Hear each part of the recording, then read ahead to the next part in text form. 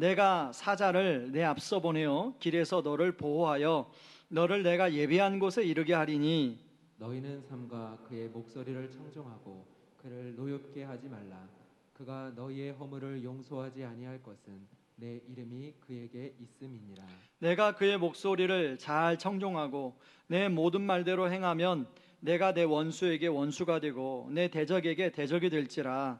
내 사자가 내 앞서가서 너를 아모리 사람과 헷 사람과 브리스 사람과 가나안 사람과 히위 사람과 여부스 사람에게로 인도하고 나는 그들을 끊으리니 너는 그들의 신을 경배하지 말며 섬기지 말며 그들의 행위를 본받지 말고 그것들을 다 깨뜨리며 그들의 주상을 부수고 내 하나님 여호와를 섬기라. 그리하면 여호와가 너희의 양식과 물에 복을 내리고 너희 중에서 병을 제하리라. 내 나라에 낙태하는 자가 없고 임신하지 못하는 자가 없을 것이라. 내가 너의 날수를 채우리라.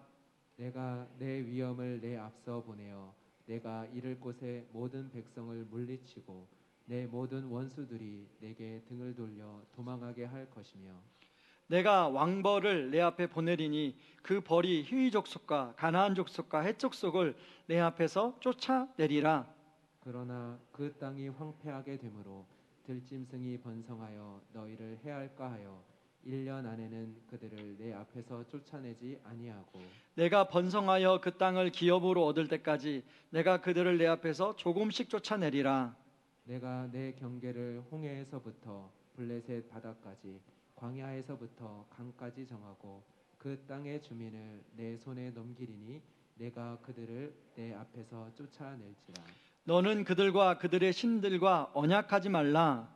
그들이 내 땅에 머무르지 못할 것은 그들이 너를 내게 범죄하게 할까 두려움이라. 내가 그들 신들을 섬기면 그것이 너의 올무가 되리라. 아멘.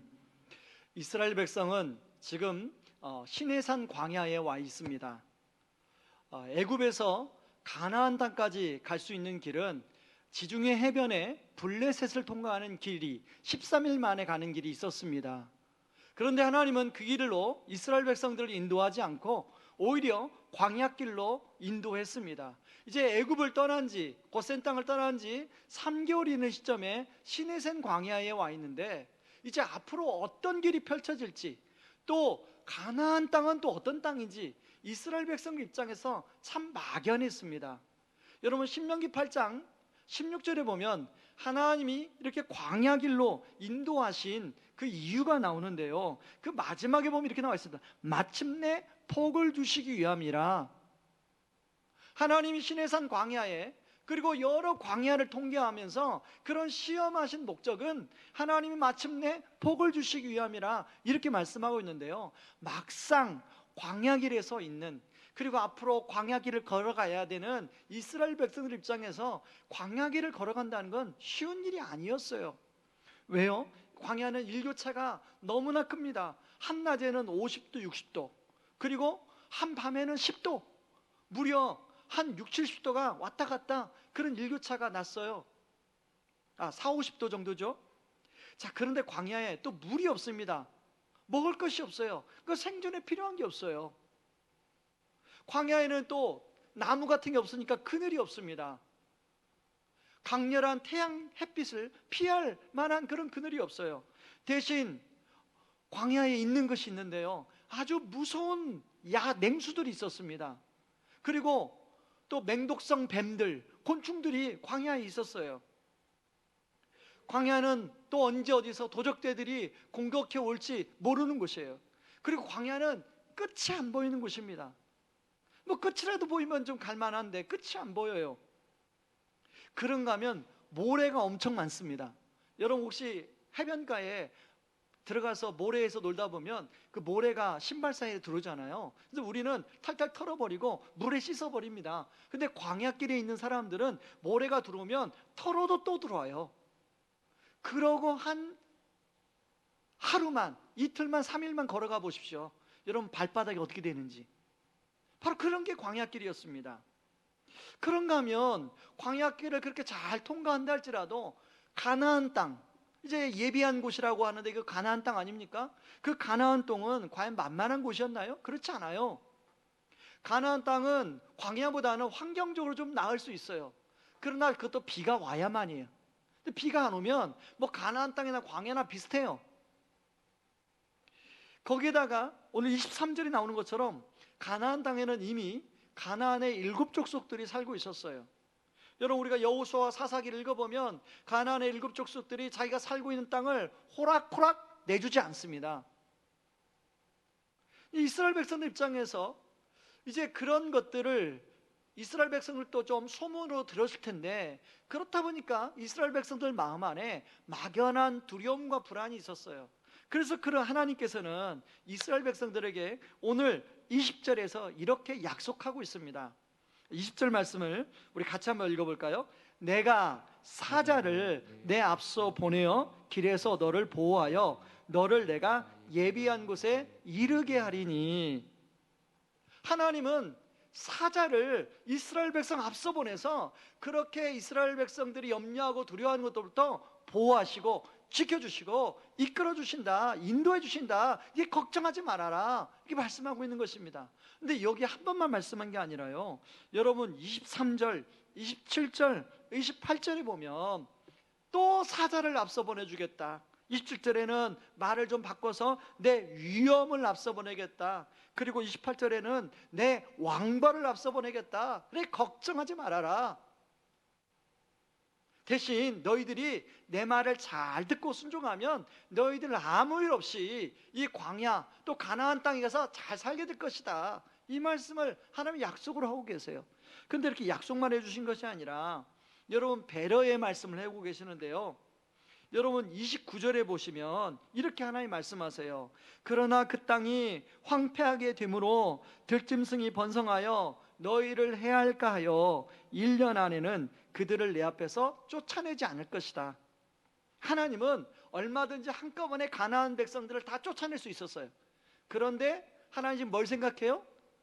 여러분, 생태계라는 게 있습니다. 생태계에 한 종이 갑자기 사라지면 생태계에 혼란과 교란이 와요. 그럼 그 피해는 누가 고스란히 입냐면 결국은 사람이 그 피해를 입게 됩니다. 바로 지금 하나님이 그걸 지금 이스라엘 백성들에게 배려하는 거예요. 만약에 가나안 사람들이 한꺼번에 사라지게 되면 그 짐승들이, 그 맹수들이 너희들을 공격할 거다.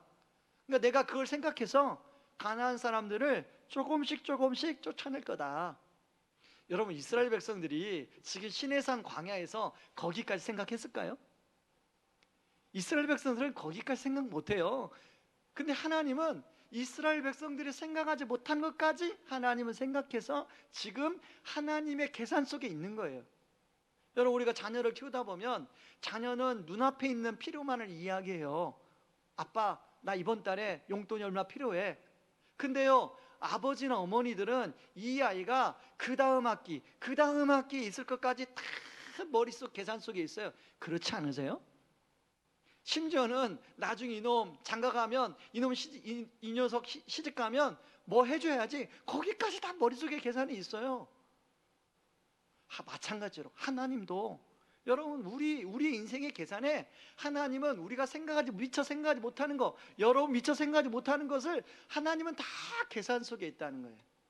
그래서 때로는 여러분 당장 우리 눈앞에 있는 것이 막 응답되기를 간절히 원하잖아요. 근데 응답이 안 될 때가 있어요. 그럼 얼마나 많이 실망합니까? 근데 시간이 지나면 응답 안 되는 게 감사하다, 그렇게 느낄 때가 있지 않으셨어요? 저도 그런 적 있었거든요. 저는 군대를 이왕이면 장교로 가고 싶었어요. 저희 학교는 공군 ROTC가 있었기 때문에 공군 학군 장교로 가고 싶었어요. 그런데 그게 안 됐어요. 실망이 참 컸어요. 그러고 저는 평발입니다. 근데 당연히 이제 친구들은 다 18개월 방위로 가니까 그럴 줄 알았어요. 근데 하나님은 저를 저기 최전방 그냥 일방방 막 거기 가서 막 굴렸어요. 그러다 보니까 제가 예수님 만난 거잖아요. 저 같은 사람이 예수님을 인격적으로 그 광야, 그 전방의 광야에서 예수님을 정말로 놀랍게 만난 거잖아요. 그러니까 생각해 보니까 그게 저한테 감사한 일이더라고요. 여러분 그런가 하면요, 하나님이 약속하시고 이렇게 배려하신 다음에 당부의 말씀을 하세요. 저 24절 25절 말씀을 같이 한번 읽어볼까요? 같이 읽습니다. 너는 그들의 신을 경배하지 말며 섬기지 말며 그들의 행위를 본받지 말고 그것들을 다 깨트리며 그들의 주상을 부수고 내 하나님 여호와를 섬기라. 그리하면 여호와가 너의 양식과 물에 복을 내리고 너희 중에서 병을 제하리니. 자, 이 말씀 무슨 말씀입니까? 이방의 신을 섬기지 말아라. 나 여호와 하나님만 잘 섬겨라. 그런 말씀 아닙니까?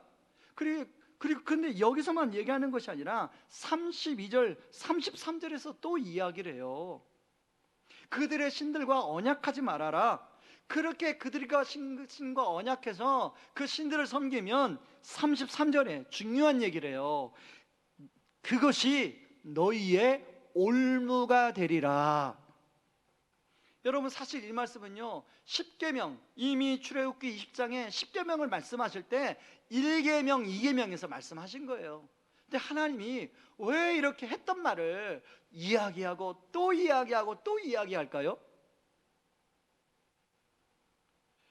여러분 그것은 하나님 입장에서 두 가지예요. 너무 중요한데 사람들이 그걸 방심할까 봐, 그 방심해서 오늘 33절 말처럼 올무에 걸릴까 봐, 그래서 사랑하는 당신의 백성들을 사랑하는 하나님이 그 당신의 백성들이 그 올무에 걸려서 막 괴롭고 하면 얼마나 마음이 아파요. 여러분 우리가 자녀들이 멀리 여행을 갈 때 여러분 자녀들한테 무슨 말 합니까? 좀 염려가 되는 말을 하고 또 하고 또 하고 또 하고, 그래서 자녀들한테 아빠 엄마 제발 그만, 알았어. 그러지 않습니까? 하나님이 그러신 거예요. 여러분 혹시 TV 다큐에서 그 야생 짐승이 덫에 걸리거나 올무에 걸린 걸 본 적이 있으실 거예요. 저도 한번 봤는데요, 그 야수가 아프리카인 것 같아요. 야수가 그 맹수가 이제 목에 올무가 걸려서 못 빠져나와요. 근데 동물 애호가한테 발견된 거, 사냥꾼한테 발견된 게 아니라 동물 애호가가 그 올무를 이제 이게 막 맹수가 막 하는데 마취총을 쏴가지고 올무를 벗겨주고 이제 마취를 풀어서 다시 야생으로 돌려보내는 그 장면을 보게 됐어요. 여러분 그런 올무나 어떤 그 덫에 걸리면 누군가가 도와주지 않으면 거기서 빠져나올 수가 없어요. 막 그 맹수가 얼마나 힘이 셉니까? 빠져나가려고 막 하니까 목이 더 조이는 거예요. 그러다가 죽는 거 아닙니까? 하나님은 자신의 백성이, 하나님은 자신이 사랑하는 우리가 그런 올무에 빠지기를 원치 않으신 거예요. 그러니까 당부하고 또 당부하는 거예요. 자, 그런데 그렇게 당부했는데, 약속하시고 배려하시고 이렇게 당부의 말씀을 하셨는데 이스라엘 백성들의 삶의 결과는 어떻습니까? 여러분 이스라엘의 백성의 출애굽 1세대는 어떻게 되었죠? 광야에서 여호수아와 갈렙만 나고 싹 죽었어요. 결국은 이 하나님의 당부의 말씀을 듣지 않아서 다 죽었어요. 여러분 자, 출애굽 2세대가 이제 가나안 땅에 들어갑니다. 사사기를 한번 보세요. 그들이 어떻게 되었나? 대표적인 말씀이 사사기 4장 1절 3절인데요 제가 읽어보겠습니다. 에훗이 죽으니 이스라엘 자손이 또 여호와의 목전에 악을 행하매. 4장 3절 야빈 왕은 철병거 900대가 있어 20년 동안 이스라엘 자손을 심히 학대했으므로 이스라엘 자손이 여호와께 부르짖었느니라. 여러분 사사기는 이미 우리가 수요 예배에서 좀 살펴본 대로 여러분 이스라엘의 범죄, 그리고 그 때문에 고통당하는 이스라엘, 그 가운데 하나님께 부르짖고 하나님이 사사를 보내서 구원하는 이 패턴이 사사기에 계속 나와요. 그런데 기승전 구원과 회개가 아니라, 그리고 끝나면 얼마나 좋겠습니까? 기승전 범죄로 끝나요. 사사기 마지막에 보면 사사기 17장부터 21장까지는 제가 목사로서 설교하기가 너무너무 힘든 장이에요. 너무너무 잔인한 내용이 나와요. 그것도 이스라엘 백성들끼리 서로 어떻게 하나님의 택한 백성들끼리 그럴 수 있을까 하는 정도로 그런 아주 잔인하고 지저분한 얘기가 사사기 17장부터 21장까지 나와요. 하나님은 그걸 통해 뭘 보여줍니까?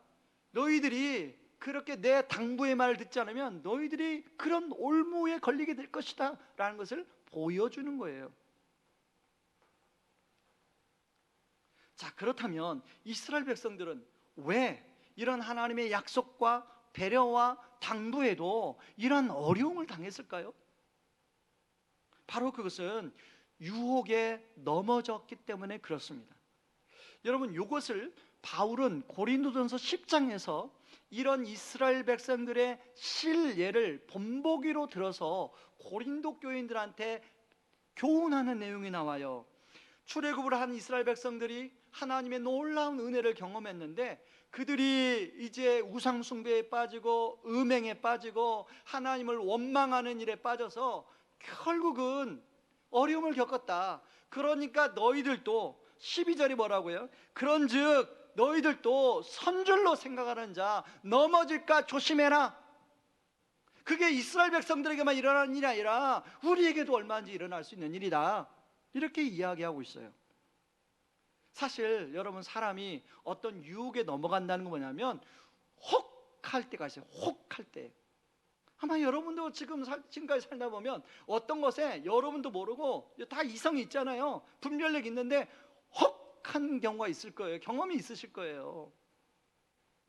이스라엘 백성들이 가나안 땅에 갔습니다. 이스라엘 백성들 안에 어떤 마음이 있냐면 가나안 땅에 이제 도착한 이스라엘 백성들 안에 거기 가서 잘 살고 싶은 마음이 있는 거예요.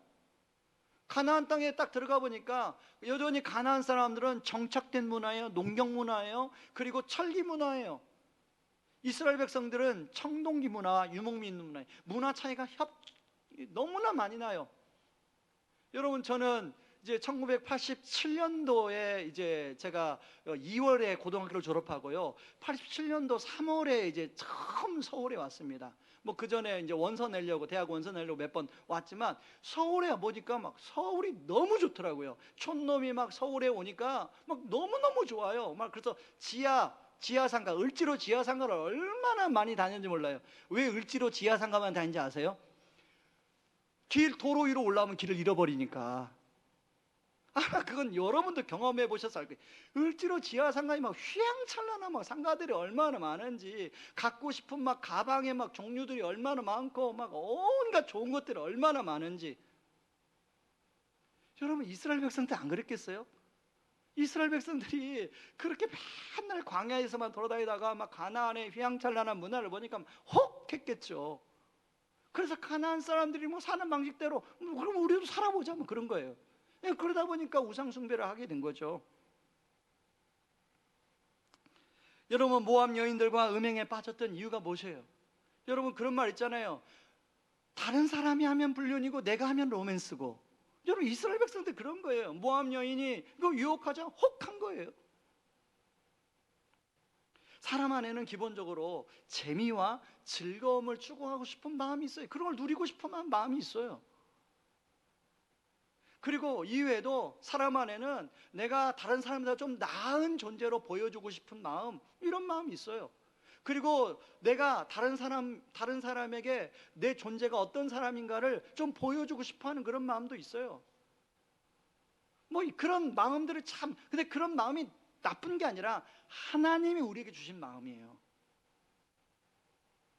성공하고 싶고 의로워지고 싶고 이런 마음 다 하나님이 우리에게 주신 마음이에요. 근데 이걸 하나님이 정해주신 범위, 하나님이 정해주신 방법대로 이걸 사용하게 되면 참 사람의 삶이 굉장히 여유롭고 즐겁고 풍요롭습니다. 그리고 다른 사람들도 그렇게 살 수 있도록 도와줄 수 있어요. 그런데 여러분, 사단은 이것을 알고 기묘하게 그거 하나님이 알려준 방법대로 그거 사용하지 마. 그거 네 마음대로, 그거 네 마음인데 네 마음대로 해. 그 뭐 굳이 뭐 하나님 뭐 이런 성경책 보고 그렇게 거기에 구속당할 필요가 뭐 있어? 그거 네 마음대로 해. 네 인생은 네 거잖아. 여러분, 중학교 3학년 때 내 인생은 나의 것, 그 노래 얼마나 많이 부르고 다니는지 몰라요. 너무 좋더라고요, 그 노래가. 그때가 사춘기였던 것 같아요, 돌이켜 보니까. 여러분, 사단은 다른 걸로 우리를 유혹하는 것이 아니라 우리 마음 안에 있는 그런 마음, 잘 살고 싶은 마음, 남들보다 좀 뛰어나고 싶은 마음, 뭔가 좀 다른 사람들 앞에 나의 존재를 드러내고 싶은 이런 마음에 부추기는 거예요. 야, 그거 하나님의 방법으로 하지 말고 내가 도와줄게, 이렇게 해봐. 야, 이런 방법도 있어. 이렇게 자꾸 부추기는 거예요. 여러분, 우리가 보통 소중한 것들을 농담 삼아서 1번, 우리 집 1번은 누구, 뭐 2번은 누구, 3번은 누구 그러지 않습니까? 여러분, 하나님은 우리에게 야, 다른 것이 1번이 아니라 내가 1번이어야 돼. 근데 사단은 야, 하나님 굳이 뭐 하나님을 1번으로, 너 그동안에 하나님 1번으로 삼아서 너한테 도움이 된 게 뭐 있어? 그러니까 네가 1번 해. 그리고 네가 원하는 거, 네 자녀가 1번이 되면 얼마나 좋아? 네 자녀가 명문대 들어가는 게 1번이면 야, 내가 그렇게 해보, 야, 얼마든지 그렇게 할 수 있어. 하나님은 좀 3번, 4번, 그때는 좀 나중에 뭐 하나님 1번 하면 되지. 이렇게 자꾸 사단이 부추기는 거예요. 처음에는 그것이 전혀 문제가 아니에요. 왜? 그것이 너무 좋으니까. 나중에는요, 그것을 위해서 하나님까지 이용합니다. 왜? 우리 안에 종교심이 있기 때문에. 그래서 때로는 내가 지금 간절히 원하는 것이 1번이 돼버려요. 그것이 일이면, 그것이 내가 맡고 있는 어떤 프로젝트면 그게 1번이에요. 그게 지금 회사에서 내가 누군가로부터 인정받는 것이면 그게 1번이 돼버려요. 내가 어떤 경쟁 업체에서 그 경쟁업체를 누르고 우리 회사가 그걸 프로젝트를 따내는 게 1번이면 수단과 방법을 가리지 않고 그게 1번이 돼버려요. 때로는 자녀가 1번이 되기도 하고요, 때로는 돈이 1번이 되기도 하고요, 때로는 집이 1번이 되기도 하고요. 그래서 요즘에 뭐 영끌을 다 모아서 막 집을 먼저 하잖아요. 때로는 사랑하는 대상이 1번이 되기도 합니다. 그런데 이런 표면적인 것만 1번이 되는 것이 아니라 아까 하나님이 우리에게 주신 마음이 있잖아요. 마음이 1번이 되기도 해요. 안전하고 건강하게 살고 싶어하는 마음, 그게 1번이에요. 그런가 하면 다른 사람에게 정말로 인정받고 싶어하는 마음, 그게 1번이 돼버리는 거예요. 그리고 편안하고 안락한 삶을 살고 싶어하는 마음, 그게 1번이 돼버리는 거예요. 다른 사람에게 더 많은 영향력을 미치고 싶어하는 마음, 그게 1번이 돼버리는 거예요. 내가 간절히 바라고 원하는 그것이 1번이 돼버리는 거예요. 그리고 때로는 취미 활동이 1번이 돼버리는 거예요. 하나님은 그런 것들이 1번이 돼버리면 네가 결국은 그것 때문에 고통스러운 삶을 살게 될 것이다 라고 지금 오늘 말씀에서 이스라엘 백성들에게, 우리들에게 이야기하고 있는 것입니다. 여러분, 제가 여러 가지 예를 들 수 있지만 사사기 11장, 얼마 전에 수요예배 때 제가 사사기 11장에 나오는 입다에 대해서 살펴본 적이 있습니다. 한번 그거 가지고 예를 한번 들어볼게요.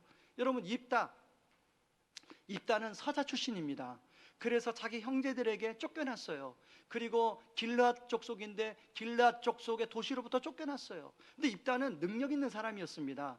굉장히 사람들에게 리더십도 있고 능력도 있었고 싸움도 잘해요. 그러니까 암몬이 전쟁이 공격해 오자 이제 암몬의 장로들이 입다에게 와서 도움을 요청해요. 근데 입다가 뭘 조건을 했냐면, 나를 너의 민족의 머리로 삼겠느냐? 머리로 삼아 주면 내가 가겠다는 거예요. 그러나 머리로 삼지 않으면 나 가지 않겠다는 거예요. 입다는 서자 출신에서 쫓겨나서 입다에는 보란듯이 그 사람들에게 자기를 쫓아낸 사람들 앞에 보란듯이 자신의 존재가 그럴 만한 존재가 아니다 하고 입증하고 싶었어요. 자, 암몬과의 전쟁이 벌어집니다. 하나님의 영이, 성경에 보면 여호와의 영이 입다에게 임했다고 그래요. 그러면 전쟁 끝난 거 아니에요? 여호와의 영이 임하면 전쟁 끝난 거예요. 승리는 따놓은 당상이에요. 그런데 그때 입다가 서원을 합니다.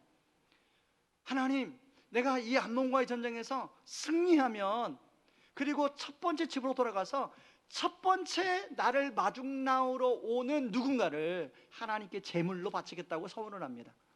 누군지 모르죠? 자, 그리고 전쟁이 끝나고 이제 집으로 돌아갔어요. 근데 아버지가 온다는 전쟁을 마치고 아버지가 승리해서 온다는 소식을 듣고 그 외동딸, 입다의 외동딸, 너무 사랑하는 외동딸이 가장 먼저 뛰쳐나오는 거예요. 여러분, 그걸 입다가 보고 사사기 11장 35절에서 이렇게 얘기합니다. 같이 한번 읽어볼까? 읽습니다. 입다가 이를 보고 자기 옷을 찢으며 이르되 어찌할꼬? 내 딸이여, 너는 나를 참담하게 하는 자요, 너는 나를 괴롭게 하는 자의 중에 하나로다. 내가 여호와를 향하여 입을 열었으니 능히 돌이키지 못하리로다 하니. 여러분, 입다의 딸은 아버지를 기쁘게 하려고 가장 먼저 뛰쳐나온 거예요. 입다의 딸이 아버지를 괴롭힌 적 있어요? 괴롭히지 않았어요. 입다 스스로 괴롭힘을 당한 거죠. 여러분, 하나님이 이 제사를 받았을까요? 하나님은 인신제사 받지 않습니다. 그건 이방인들이 하는 제사예요. 받지 않아요. 여러분, 입다는 자신의 존재를 이렇게라도 전쟁에서 이겨서 자기 존재를 증명하는 것이 1번이 되다 보니까 자기 소중한 딸을 잃게 되는, 여러분, 입다가 얼마나 괴로웠을까요? 그 전쟁에서 이겨서 자기가 그들의 우두머리는 되었을 거예요. 그런데 얼마나 입다가 괴로웠을 거예요. 아마 꿈에도 딸이 아빠 하고 우는 딸이 여러 번 나왔을 거예요.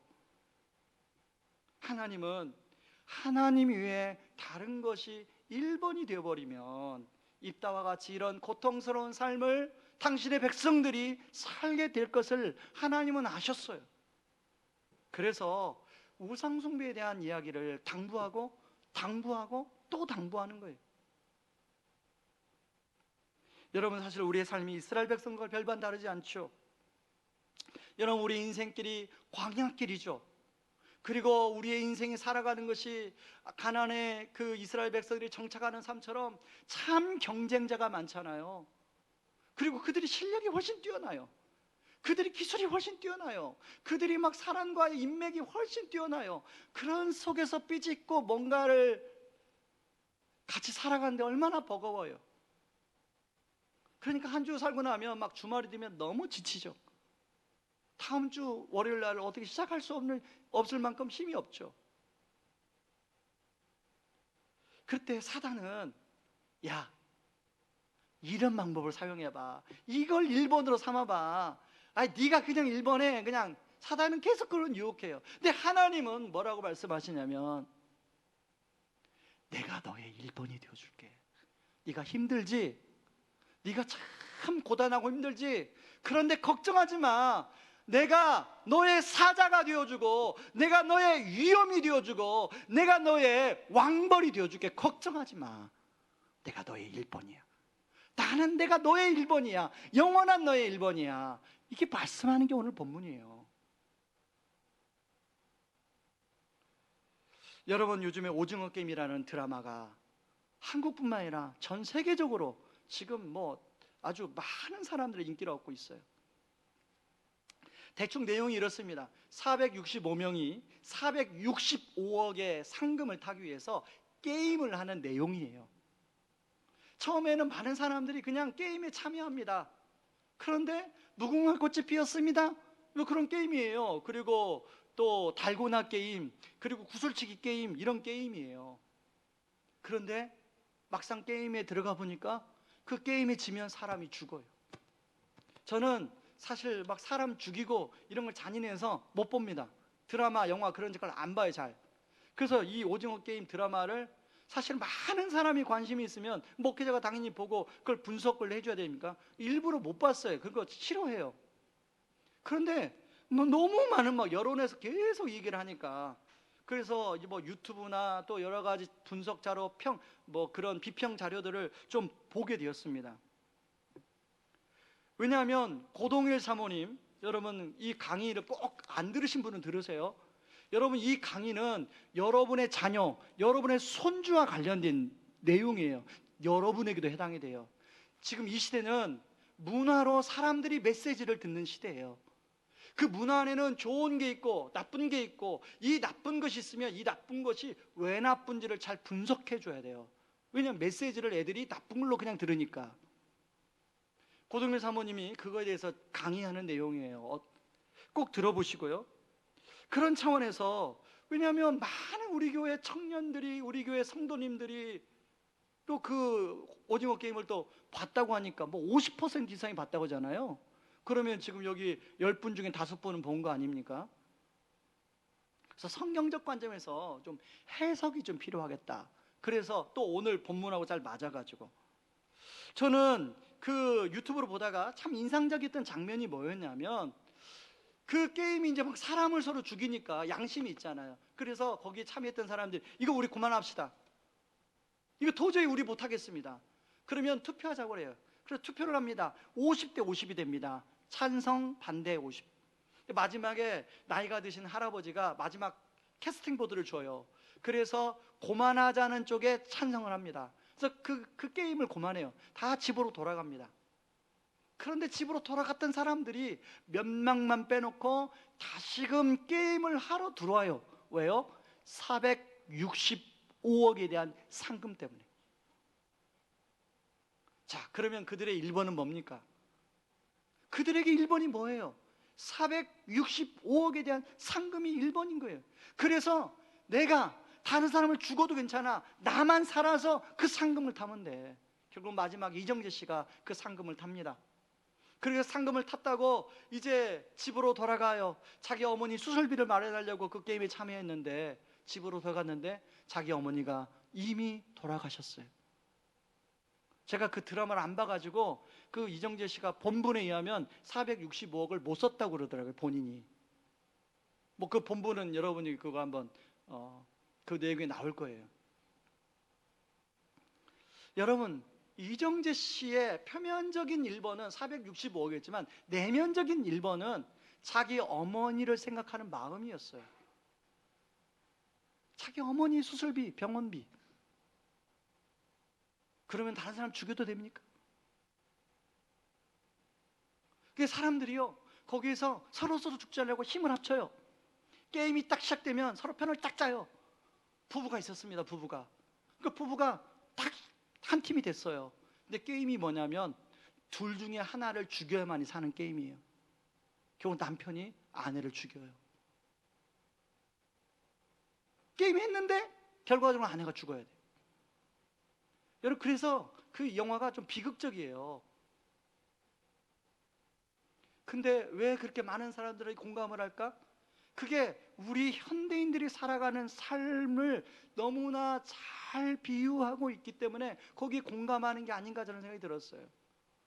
어떤 목표가 있는데 거기에 많은 사람들이 경쟁하는 사회 속에 지금 우리 살고 있잖아요. 그 목표를 내가 얻기 위해서는 누군가는 그 목표에서 떨어져야 되는 거예요. 저는 이 드라마의 자료를 찾고 바라보면서 제 스스로에게 던진 질문, 너의 1번은 누구냐? 여러분도 한번 질문해 보세요. 여러분, 오늘 본문도 우리에게 말씀하시는 것은 너희들의 1번은 누구냐? 이 질문이에요. 과연 하나님을 1번으로 삼느냐? 아니면 다른 것이 너희들의 삶의 1번으로 자리 잡아 있느냐? 다른 것이 1번으로 자리 잡아 있다면 내가 당부하고 또 당부하는데 그것들이 너의 올무가 될 수 있어. 그러니까 24절의 말씀처럼 그것들을 깨트리고 부숴버려라. 주님 말씀하시는 거예요. 그리고 비록 너희 지금 형편 상황이 광야일지라도, 그리고 가나안 땅의 7 족속이 버티고 있는 상황일지라도 걱정하지 마. 내가 너희들의 1번이 되어주고 너희들을 책임지고 내가 가나안 땅까지 인도하고 너희들 그렇게 인도할 거야. 걱정하지 마. 이 말씀을 지금 하나님이 하고 계신 거예요. 나는 너희들이 올무에 걸려 괴로워하는 모습을 보고 싶지 않단다. 이 말씀을 하고 있는 거예요. 여러분, 여기에 계시는 부모님들, 우리 자녀들이 그런 올무에 걸려 괴로워하는 인생을 살기를 원하는 부모가 어디 있습니까? 그런 부모가 있다는 건 부모가 아니죠. 저는 목회자로서 우리 성도들이 그런 올무에 걸리는 삶을 사는 성도가 되기를 원하는 목회자가 없을 거예요. 저는 절대로 원하지 않습니다.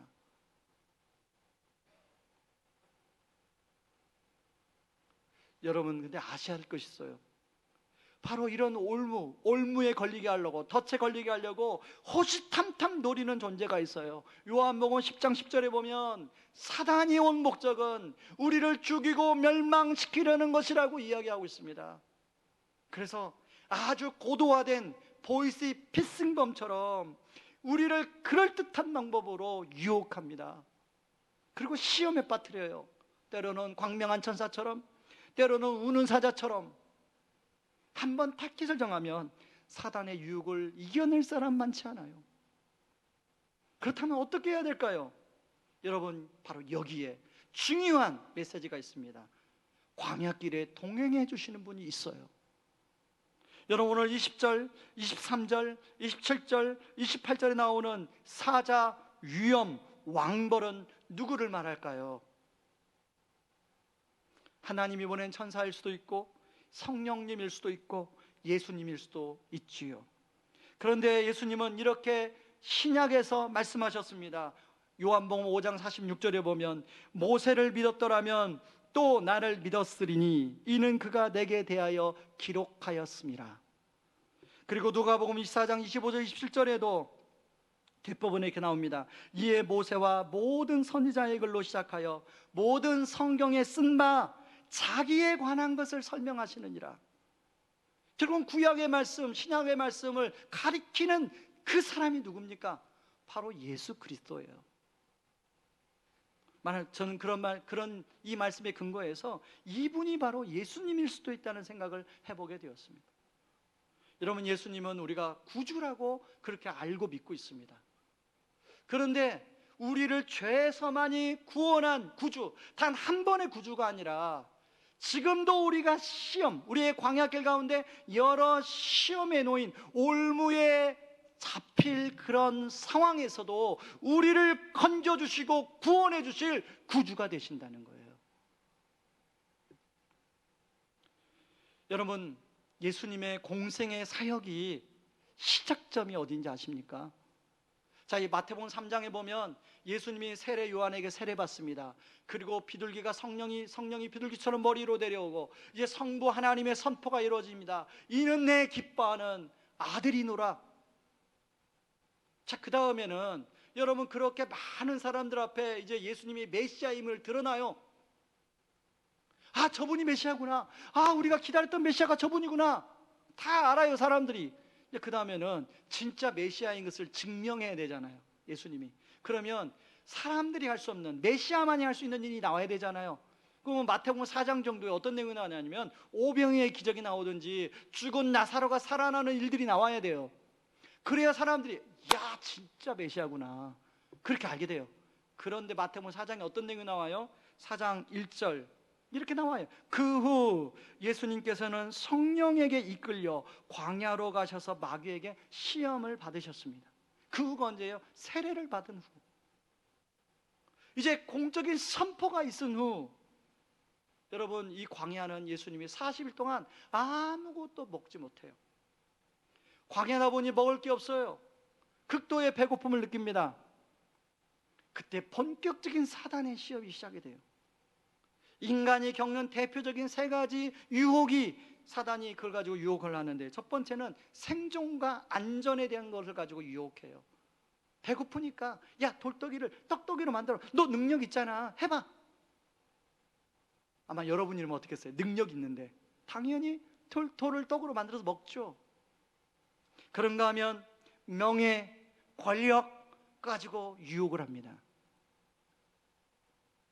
자, 이것은 예수님을 향한 사단의 시험의 시작에 불과해요. 하이라이트는 언제 이루어지냐면 십자가라는 광야에서 벌어집니다. 여러분, 왜 십자가가 광야냐면 광야의 특징 중에 두 가지가 뭐가 있냐면 하나는 목마름이 있어요. 또 하나는 외로움, 고독이 있습니다. 이게 광야의 특징이에요. 여러분, 예수님이 십자가상에서 내가 목마르다 하셨어요.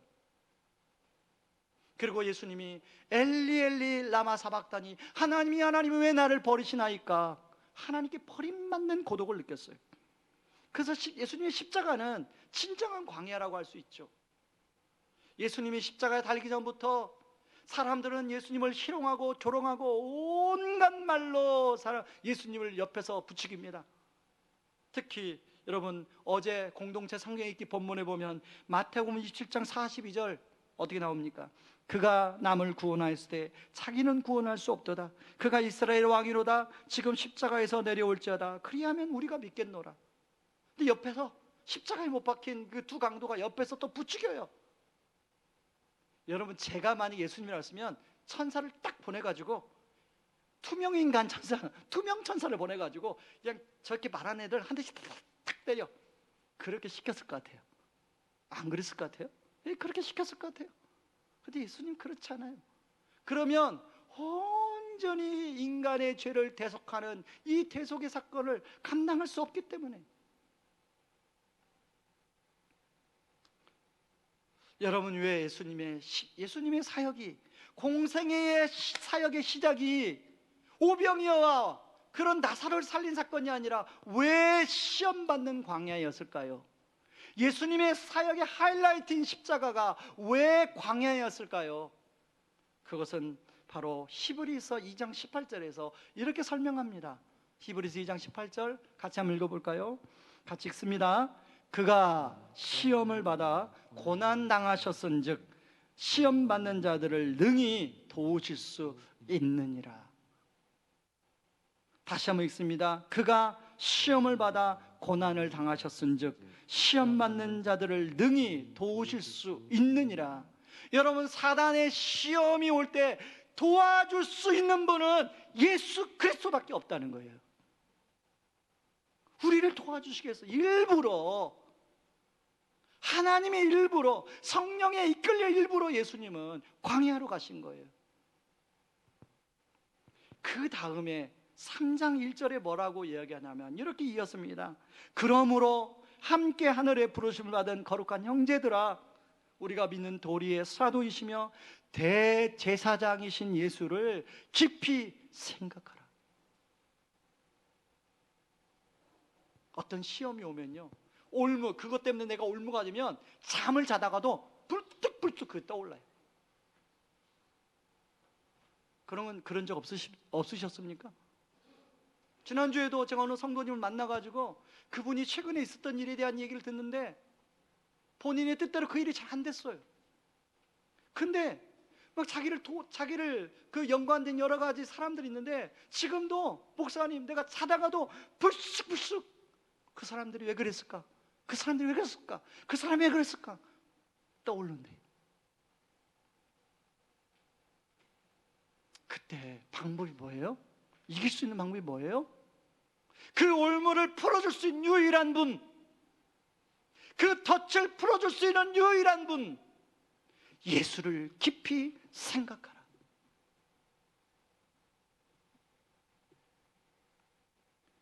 여러분, 예수님은 마태복음 4장에서 그 시험이 올 때 그 시험을 어떻게 이겼냐면 하나님의 말씀으로 이겨냈어요.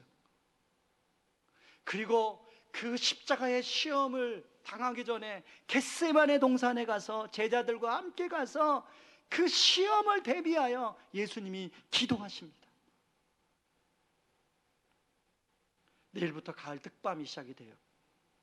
저녁 8시에 시간으로 여러분 기도하면 살아납니다 라는 주제를 하려고 그래요. 어떤 분은 에이 뭐 매년 뭐 했던 건데 뻔할 거야. 여러분 그런 분들한테 뻔할 거예요. 그런 분들한테는 성령의 역사 일어나지 않습니다. 그러나 기대하고 사모하고 참여하는 자들에게는 성령의 역사가 일어날 거예요. 성령의 역사가 일어날 거예요. 여러분 이 기도하면 살아납니다 이 주제 성구는 제 인생에 하나님의 역사가 나타날 말씀이에요. 도저히 불가능한, 도저히 해결이 안 되는 그런 상황에 제가 이 말씀을 붙들고 매일 밤 낮에 12시에 모여서 그 이야기는 내일 밤에 더 자세히 하려고 그래요. 여러분 그런 것처럼 기도하면 살아납니다. 기도하면 살아납니다. 여러분들이 이 코로나가 우리의 신앙을 다 죽였는데 기도함으로 다시 살아나는 그런 은혜, 그런 회복이 있기를 주님의 이름으로 축원합니다. 이 시간에 우리 찬양팀 나와서 부를 텐데요. 여러분 우리가 찬양까지 하고 기도하면 시간이 너무 오래 걸려요. 그래서 찬양팀 찬양에 맞춰서 우리가 바로 같이 기도합시다. 여러분의 1번은 무엇입니까? 여러분이 그동안에 1번의 자리에 놓아뒀던 것은 무엇입니까? 여러분, 그게 여러분의 일입니까? 여러분의 자녀입니까? 여러분의 성공입니까? 여러분의 뭔가 누군가를 향한 사랑입니까? 하나님, 여러분의 편안함과 안락한 삶입니까? 여러분의 간절한 소원이었습니까? 여러분의 누군가로부터 인정받는 것입니까? 아니면 무엇입니까? 이제 하나님이 말씀하십니다. 야, 그런 것을 1번 삼지 마. 내가 너의 1번이야. 내가 너의 1번이야. 나만 네가 1번으로 삼아. 그래야, 그러면 내가 네가 걱정하고 네가 염려하고 네가 불안해하는 모든 것 걱정 안 해도 돼. 내가 알아서 다 해줄게. 네가 생각하지 못하는 것까지 내가 다 알아서 해줄 테니까 걱정하지 마. 이 말씀하는 거 아니겠어요? 광야 인생길 시험이 곳곳에 산져 있는데 하나님 1번으로 삼고, 그리고 예수님 깊이 생각하며 말씀과 기도로 이 인생 광야길을 헤쳐가게 하여 주시옵소서. 승리케 하여 주시옵소서. 우리 같이 기도하며 나아갑니다. 기도하겠습니다. 고마우신 하나님 아버지, 고맙고 감사합니다. 하나님, 오늘 말씀을 통해서 하나님께서 우리에게 말씀하십니다. 내가 너의 1번이야. 그러니까 하는 것을 1번으로 올려고, 아버지 그렇게 하지마. 네가 마음에 원하는 거 그거 1번으로 삼으려고 하지마. 내가 네가 마음에 원하는 거 뭔지 알아. 아버지, 내가 너에게 원하는 거 아버지 내 계획과 내 계산 중에 다 있어. 그러니까 너 나만을 1번으로 삼아라. 너 나만을 1번으로 삼아라. 그러면 너의 인생을 내가 이끌어주고 인도해줄게. 걱정하지 마. 걱정하지 마. 염려하지 마. 내가 내 사자를 보내 너를 보호하고 인도해줄 거야 라고 하는 이 하나님의 음성이 아버지 우리 성도들에게 들려주길 원합니다. 아버지 이 음성이 아버지 들려지게 하여 주시옵소서. 아버지 하나님이 아닌 아버지 다른 것을 1번으로 삼게 되면 아버지 우리는 인자처럼 아버지 그런 괴로운 인생으로 아버지 빠져들게 됩니다. 아버지 우리 인자처럼 그런 얼굴에 걸리게 됩니다. 아버지 덫에 걸린 것처럼 아버지 부족거리게 됩니다. 아버지 바라기는 아버지 저도 그렇고 우리 자녀들도 그렇고 우리 성도들도 그렇고 그런 놀무에 손을 놔두지 않기를 원합니다. 아버지 그런 덫에 손을 놔두지 않기를 원합니다. 하나님 아버지, 하나님 아버지, 아버지 하나님 마음을 알게 하여 주시옵소서. 이 하나님의 마음을 알게 하여 주시고 아버지 우리가 하나님을 1번으로 삼고 이 인생 방향에 걸어가게 하여 주시옵소서. 하나님 아버지, 아버지 하나님 아버지 우리 1번입니다. 아버지 하나님 시험이 올 때마다 하나님 시험이 올 때마다 아버지 우리를 능히 도와주실 수 있는 우리의 얼굴을 아버지 바꿔줄 수 있는 예수님을 깊이 생각하게 하여 주시고 아버지 예수님을 주시고 아버지 말씀과 기도로 아버지 이 시험을 해석하며 이 광야길을 잘 걸어갈 수 있도록 하나님 아버지 도와 주시옵소서. 하나님 아버지, 우리가 그동안에 1번으로 삼았던 것들이 참 많이 있었습니다. 때로는 하나님을 1번으로 삼았다가 다른 것을 1번으로 삼았다가 하나님 그런 적이 얼마나 많이 있었습니까? 그것 때문에 또 하나님 오늘 말씀하는 것처럼 그런 인생의 올무에 걸려 얼마나 힘드시고 고통스러운 시간을 보냈습니까? 하나님 더 이상 그러한 삶을 반복하지 않도록 하나님 말씀하여 주시는데 하나님 이 말씀을 잘 듣고 우리가 하나님을 1번 삼아 살게 하여 주시옵소서. 우리 인생의 광야길 하나님만 1번 삼아 하나님 이 길을 잘 걸어가게 하여 주시옵소서. 하나님 시험이 올 때마다 때로는 올무에 걸리고 덫에 걸릴 때마다 예수를 깊이 생각하게 하여 주시고 하나님 능히 그 덫에서 올무에서 걷어줄 수 있는 분은 꺼내줄 수 있는 분은 예수 그리스도 한 분밖에 없사오니 하나님 예수님을 깊이 생각하며 예수님이 가르쳐주신 방대로 말씀과 기도로 이 광야길을 잘 헤쳐갈 수 있도록 도와주시옵소서. 지금은 우리를 죄에서 구원하시기 위해 자신을 친히 십자가에 내어주신 그 크신 우리 주 그리스도의 은혜와 아들을 내어주면서까지 우리를 사랑하신 탐없는 사랑하심과 지금도 우리를 위하여 친히 기도해 주시고 동행하여 주시는 성령님의 은혜가 하나님 외에 다른 것을 1번으로 삼지 않고 오직 하나님을 1번으로 섬기며 시험에 놓일 때 능히 도우실 수 있는 유일한 분 예수를 깊이 생각하며 말씀과 기도로 시험을 이기고 인생의 광야길을 잘 걸어가기를 원하는 모든 성도님들의 삶 위에 이제로부터 영원까지 항상 함께하기를 주의 이름으로 축원하옵나이다. 아멘.